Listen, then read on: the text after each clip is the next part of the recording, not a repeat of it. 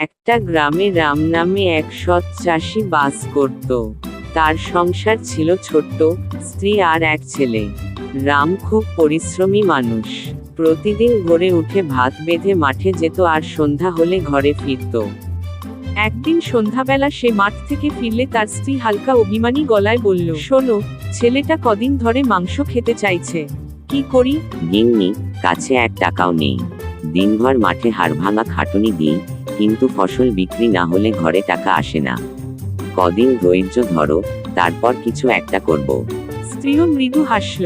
সে বলল, দারিদ্র্য আমাদের ঘরে আছে ঠিকই, কিন্তু ভালোবাসার অভাব নেই। একদিন না একদিন দিন ঘুরবেই। রাম নিঃশ্বাস ফেলে উত্তর দিল, দারিদ্র্য আমাদের ঘরে আছে ঠিকই, কিন্তু ভালোবাসার অভাব নেই। একদিন না একদিন দিন ঘুরবেই, আমরা একসাথে থাকলে সবকিছু জয় করতে পারবো। তারপর সেই সংসারে মাংস না থাকলেও ভালোবাসার রসে ভাত ডালও হয়ে উঠল পরিপূর্ণ ভোজ।